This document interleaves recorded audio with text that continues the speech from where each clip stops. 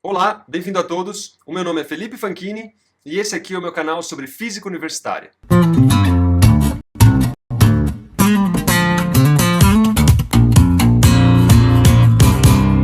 Hoje a gente avança na seção 24.12, onde a gente vai estudar o potencial de um condutor carregado. Então, o que a gente vai mostrar aqui hoje é que dentro de um condutor, o potencial ele é sempre constante. Visto que o campo elétrico interno a um condutor é igual a zero, e que o campo elétrico é igual a menos o gradiente de um potencial, fica fácil mostrar que, se o E é igual a zero, o potencial tem que ser constante. Vale frisar, como a gente vai mostrar aqui, que esse resultado é válido mesmo se esse condutor tiver um espaço vazio dentro dele. Mesmo nesse espaço vazio, o potencial ainda será o mesmo. Será o mesmo da superfície do condutor e, portanto, constante.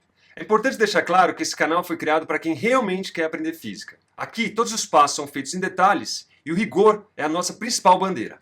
Nós destrinchamos todas as passagens matemáticas da forma a deixar o conteúdo o mais claro possível para vocês. Para quem não me conhece ainda, eu sou professor da Unesp de Bauru e eu trabalho com física faz quase 20 anos. O nosso principal objetivo aqui é ensinar física para quem realmente quer aprender. Por isso os nossos comentários estão abertos e as sugestões são sempre muito bem-vindas. Deixe suas perguntas, suas dúvidas, que nós iremos fazer o possível para responder a todas elas. Para quem realmente quer aprender física, aqui é o canal. Sejam todos muito bem-vindos e mãos à obra.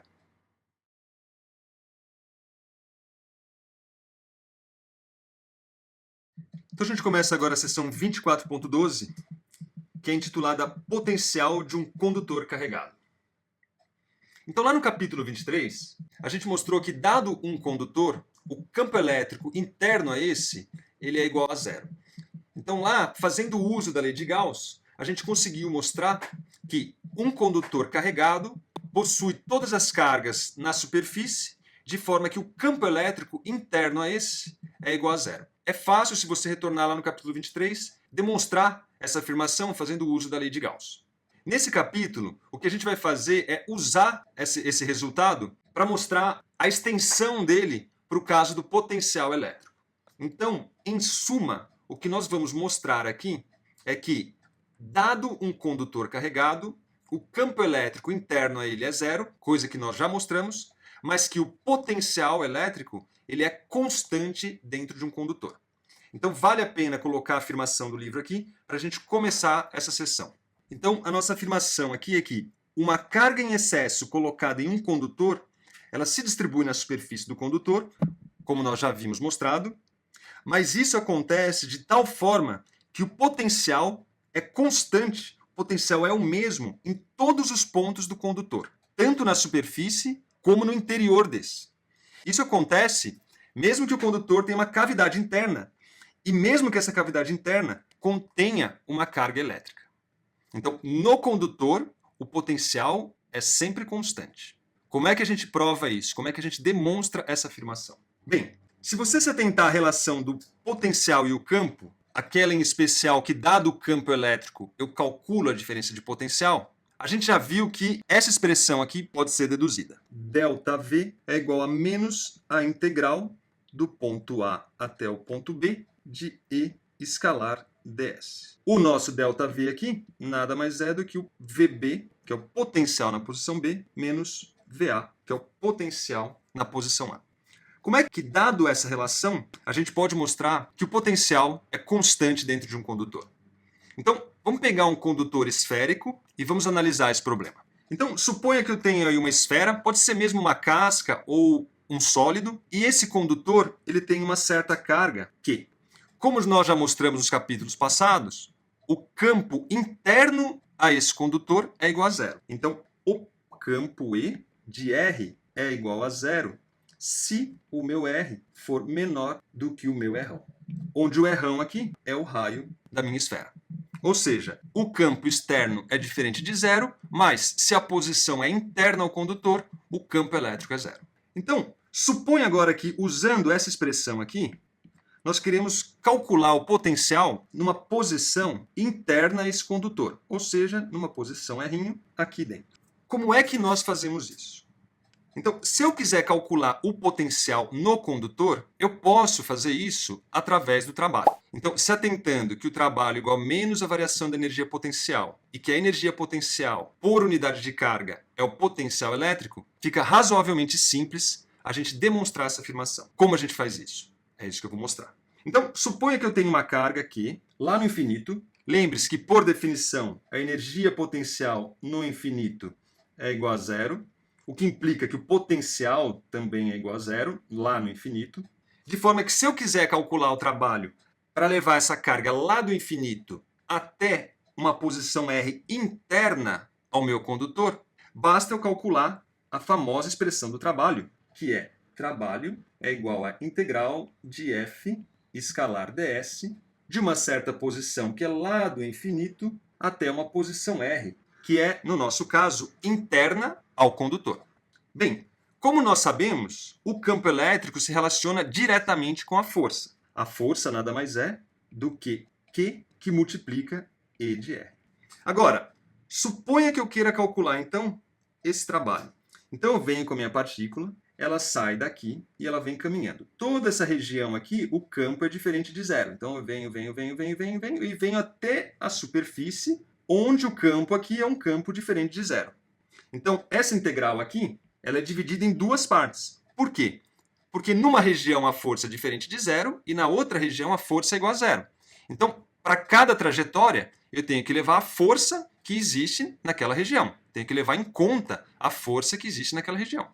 A força externa é uma e a força interna ao condutor é outra. E no caso, é igual a zero, visto que o campo é zero.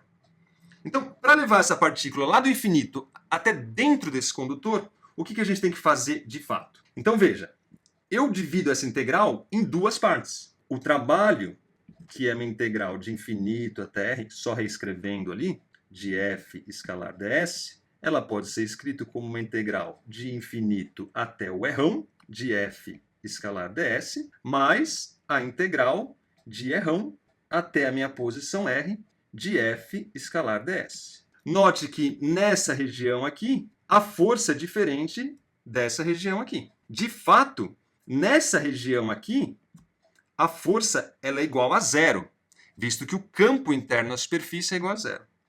Então, o que a gente mostra com isso é que a integral de infinito até o meu R, que no fundo vai dar origem ao meu potencial elétrico, ele pode ser escrito como a soma da integral de infinito até Rão, mais a integral de Rão até o meu R. Porém, essa integral aqui, ela é zero, visto que a força interna ao condutor é igual a zero. Ou seja, o trabalho, ele nada mais é do que a integral de infinito até Rão de F escalar ds.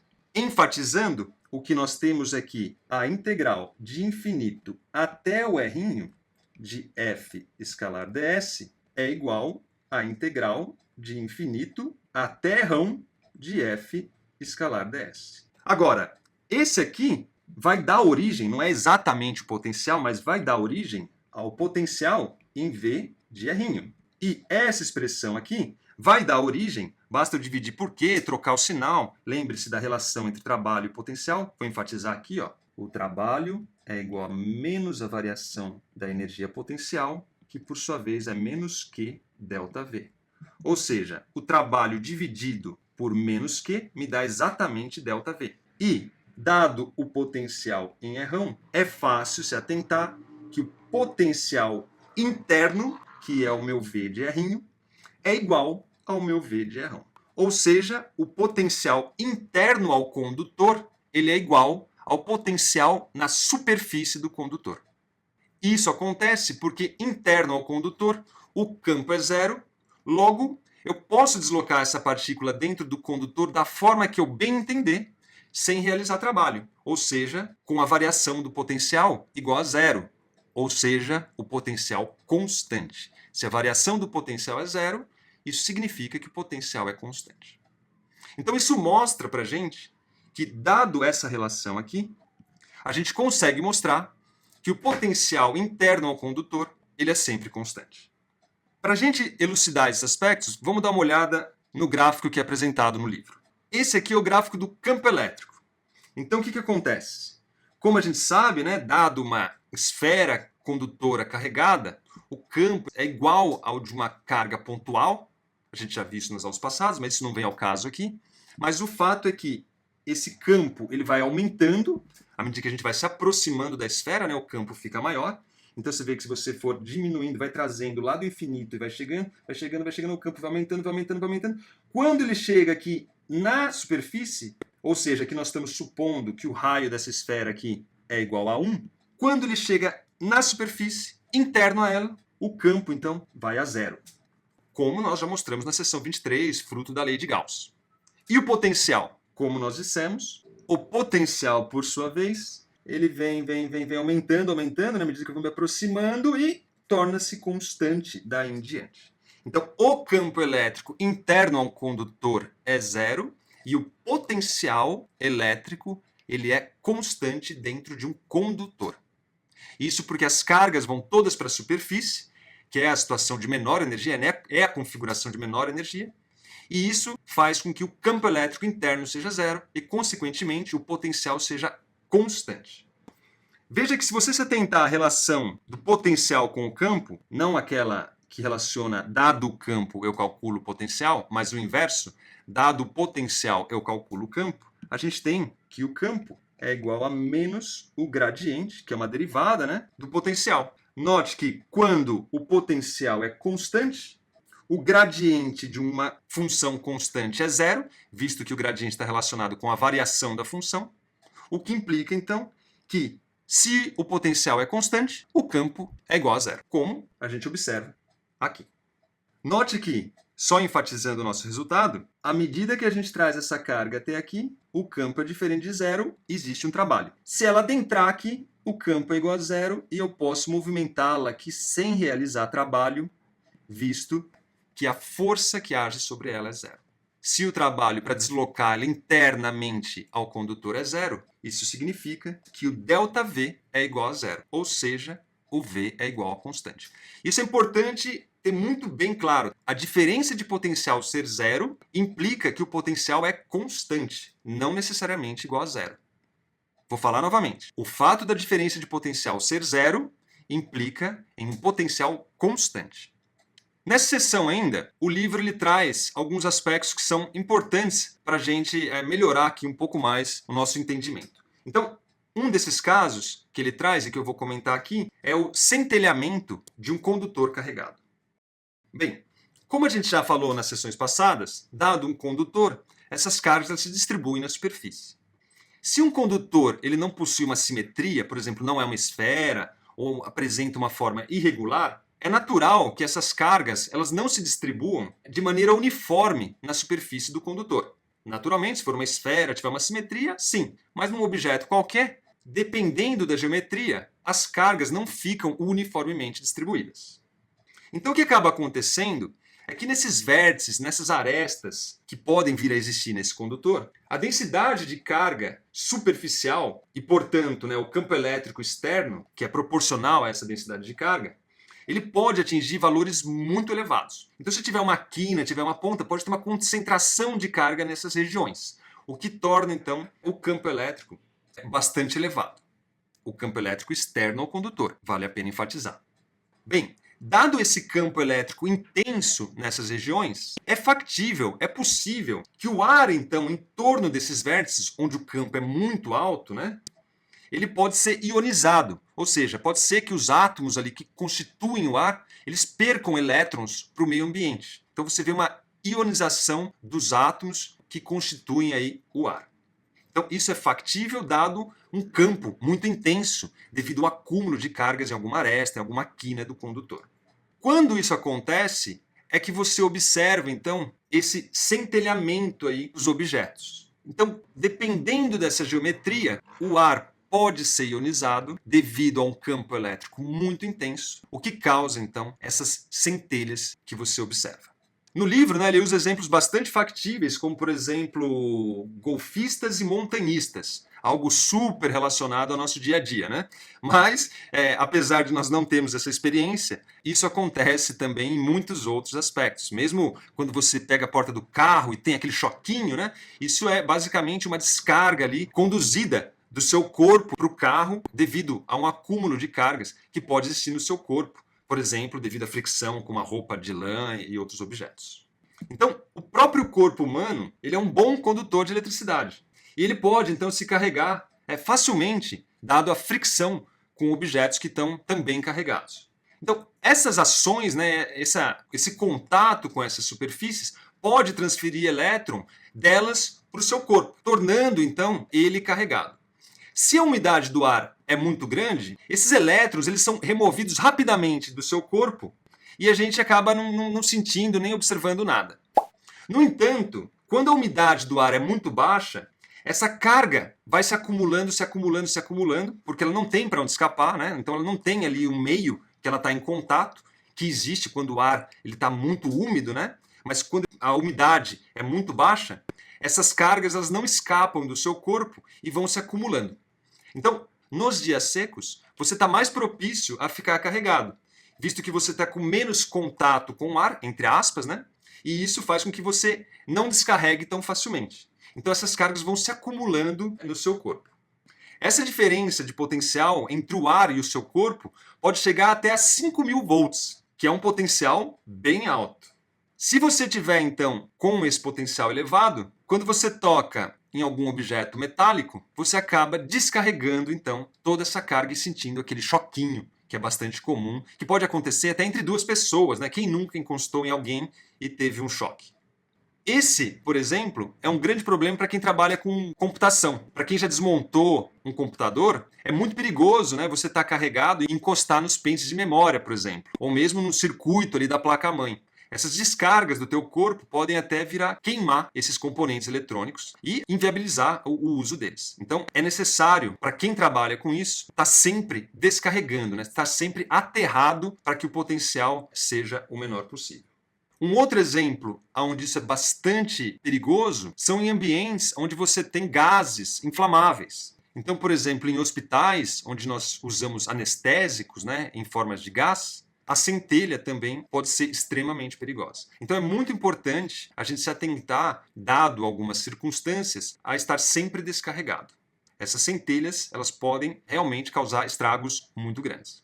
Então, só enfatizando essa história, as cargas vão se acumulando no corpo devido à fricção. Se a umidade do ar é muito baixa, essas cargas podem ir se acumulando, criando uma diferença de potencial grande entre o ser humano e o ambiente, que, quando descarregado, né, visto que o corpo humano começa a se carregar, pode aí produzir uma centelha, que de fato pode até ocasionar aí uma tragédia, né, no caso de uma explosão, ou mesmo, não tragédia assim, mas queimar uma placa-mãe, queimar um circuito eletrônico.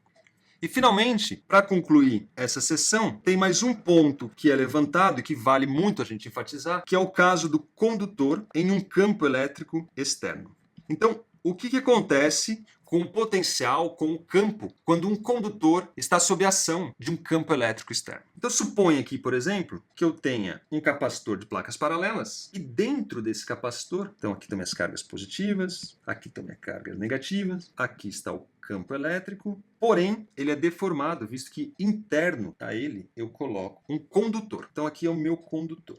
Como fica o campo elétrico nessas circunstâncias? Uma coisa importante da gente enfatizar é que essas cargas dentro do condutor, veja que mesmo que um condutor esteja neutro, ele possui ali elétrons livres, né? Então a soma das cargas ela é zero, mas ele tem cargas ali que podem se movimentar. E a situação de equilíbrio, ou seja, quando essas cargas livres param de se movimentar, ela acontece quando a componente tangencial do campo elétrico é igual a zero. O que eu quero dizer com isso? Então, vamos pegar esse condutor e dar uma olhada aqui um pouquinho melhor. Suponha que eu tenha um campo elétrico externo. Se esse campo elétrico ele não for perpendicular à superfície, como esse que eu desenhei aí, ou seja, se ele for algo assim, isso implica que aparece uma componente tangencial. Então, o meu campo tem esse aqui e tem essa componente agora tangencial. Esse aqui é o meu campo total. Note que nessas circunstâncias, o equilíbrio, ou seja, as cargas, elas ainda não pararam de se movimentar. Por quê? Porque essa componente aqui, ela infere um movimento nas cargas. A única maneira dessas cargas pararem de se movimentar é se o campo for totalmente perpendicular. Porque, nesse sentido, as forças agora não conseguem inferir a essas cargas um movimento. Então, isso é relevante porque nos dá uma ideia de como é o campo nessa região.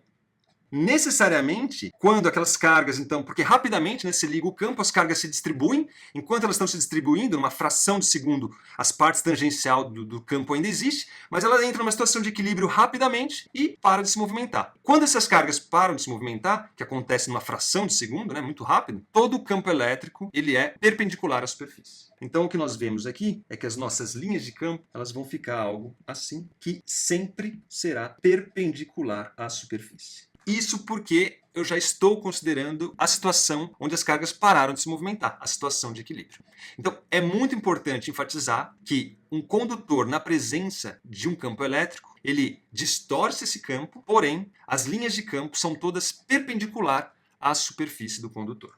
Então, se esse objeto é feito de um material condutor, e ele é submetido ao campo elétrico, o campo é perpendicular e o potencial, agora voltando a ele vai ser o mesmo em todos os pontos do objeto. Não muda nada. O potencial dentro de um condutor ele é sempre constante. Caso contrário, existiria campo interno a esse condutor.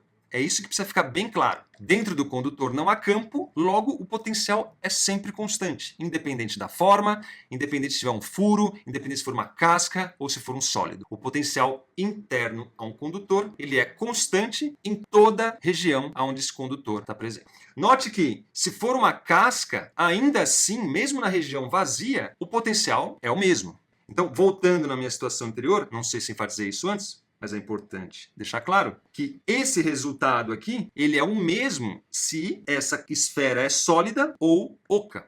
Quando nós resolvemos a integral, trazendo essa carga lá do infinito até aqui, o campo interno é sempre zero, independente se é uma casca esférica ou um objeto sólido. Então, basicamente, o que acontece aqui é que, dado essa distribuição das cargas, numa fração de segundo, né, elas se arrumam ali de forma a criar todos esses campos perpendiculares à superfície. Então, quando essas cargas elétricas se distribuem, elas o fazem, né, de tal maneira que o campo elétrico no interior do objeto é igual a zero. Mas você pode falar, não, mas pelo princípio da superposição, esse campo, antes de ter o condutor, eles eram todos formados por linhas que eram assim. Então, como é que pode, né, sumir esse campo interno ao condutor, visto que o princípio da superposição devia estar presente? O que acontece é que a distribuição das cargas aqui ela é de tal maneira que ela cancela esse campo. Ou seja, o campo produzido por essas distribuições de cargas aqui, ele é todo assim, de forma a cancelar o que existia antes sem o condutor. Então, o arranjo de cargas acontece de tal maneira que o campo elétrico dentro desse condutor seja zero. Se ele não for zero, significa que as cargas ainda estão em movimento. Espera um pouquinho mais, como elas têm liberdade, elas vão se rearranjar até então o campo interno a esse condutor ser zero. Eu espero ter ajudado vocês. Qualquer dúvida ou sugestão, escrevam, deixem seus comentários. É um prazer poder ajudá-los. E eu peço desculpas na demora da produção desse vídeo. Pretendo nas próximas semanas ser mais ligeiro. Muito obrigado e até a próxima.